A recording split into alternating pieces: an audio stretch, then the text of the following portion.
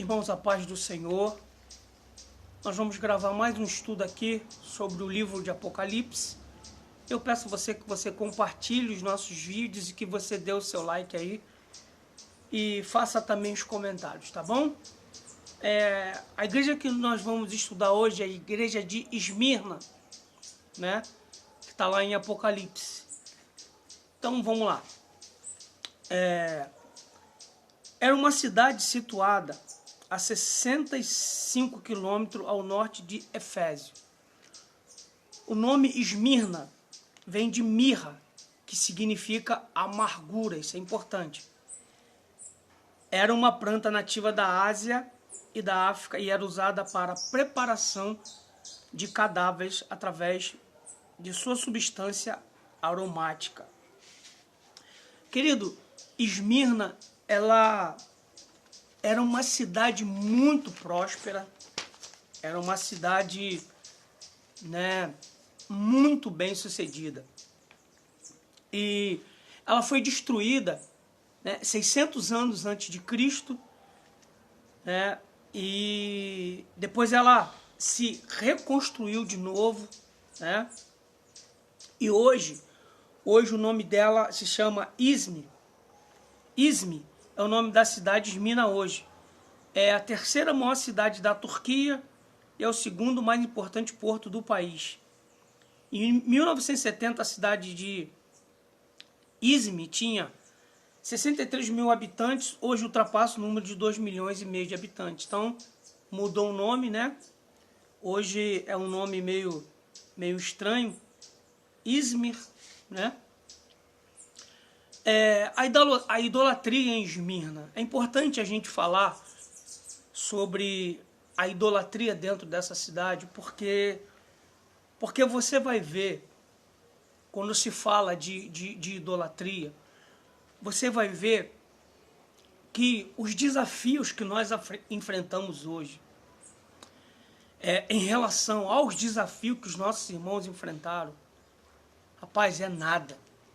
Eles enfrentaram em cada igreja ali, foi muito difícil você implantar uma igreja, muito difícil você superar os obstáculos que estavam se levantando contra a igreja. Então vamos lá, a idolatria em Esmirna. Esmirna se tornou o centro da idolatria por haver vários templos pagãos, olha só. O centro da idolatria era ali. Existia ali vários templos pagãos. Imagina você fundar uma igreja num lugar desse. Olha aqui os templos aqui, ó. Olha aqui. Primeiro, templo à deusa romana de Roma. Templo à deusa Afrodite. Templo à deusa Cibele. Templo a Apolo. Templo a Poseidon e templo a Esculápio. Olha só que coisa interessante. Todos esses deuses aqui, eles eram venerados. E quando os nossos irmãos aqui, eles começaram a implantar uma igreja ali, eles tinham que lutar, contra um povo que estava enraizado na idolatria. Não era fácil, entendeu?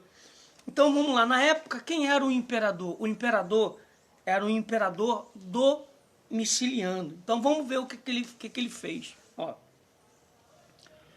Os cristãos de Esmirna estavam cercados por um ambiente hostil com deuses romanos. O imperador Domiciano, líder mais truculento e autoritário que Roma conheceu, ele governou de 81 a 96 DC e aterrorizou os cristãos de Esmirna a fim de subjugá-los. Olha o que esse cidadão fez.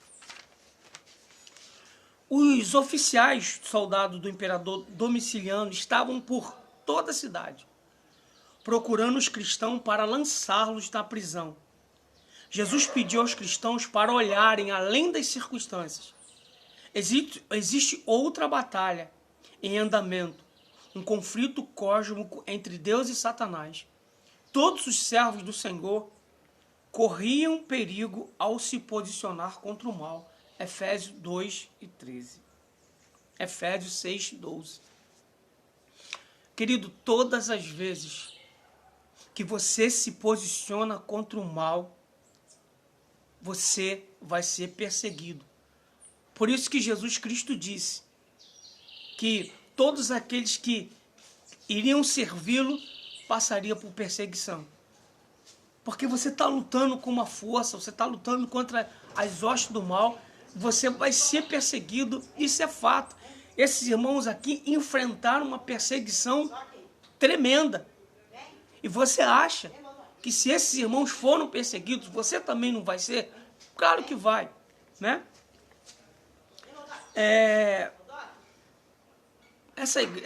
Essa igreja tinha o reconhecimento e o elogio de Jesus.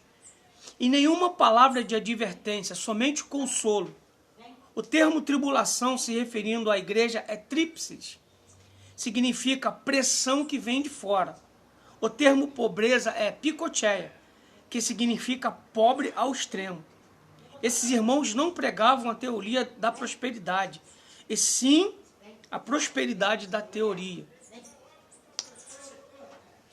A perseguição, sabe o que a perseguição fez com esses irmãos aqui?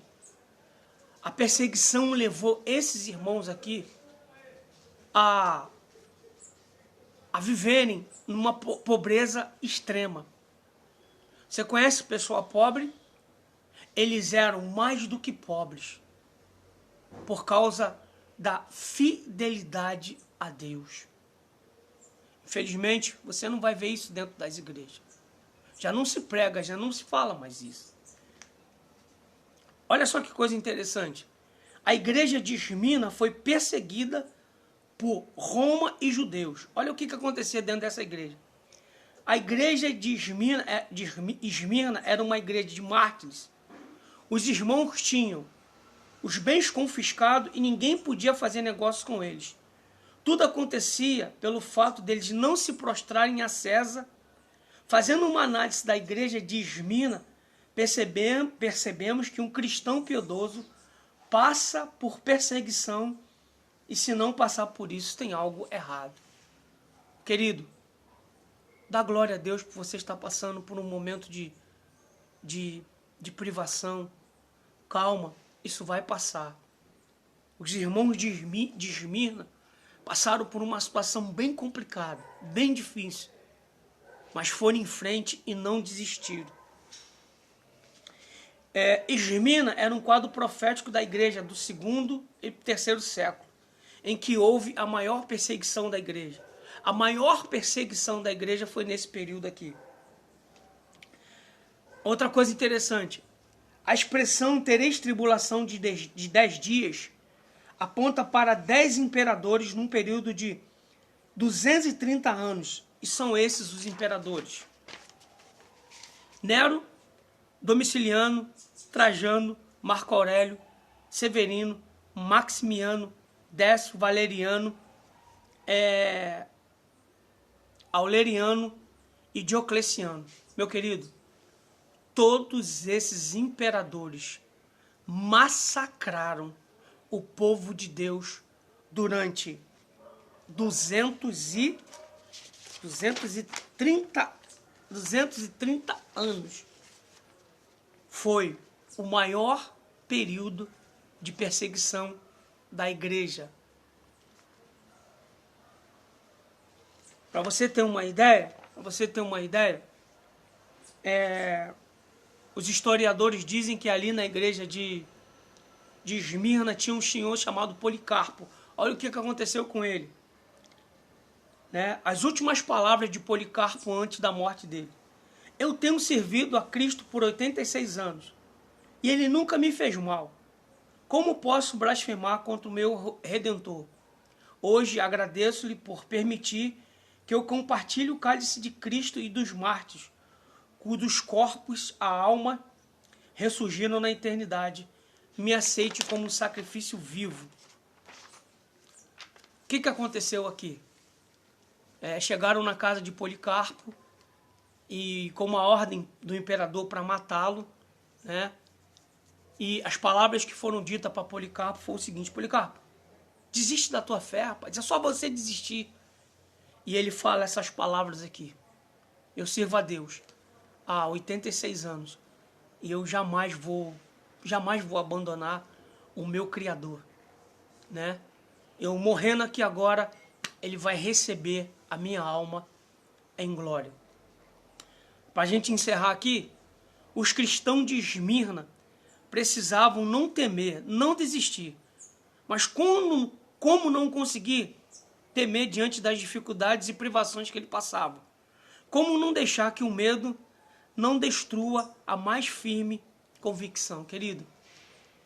A mais firme convicção que eles tinham aqui é que um dia eles iriam descer a sepultura, iriam vencer essas provações e privações que a perseguição tinha gerado, mas um dia eles iriam estar diante de Deus, nas bodas do Cordeiro. A salvação das almas deles era um fato mais importante da sua vida. Querido, fique com essa palavra, que Deus possa te abençoar, em nome de Jesus. Amém.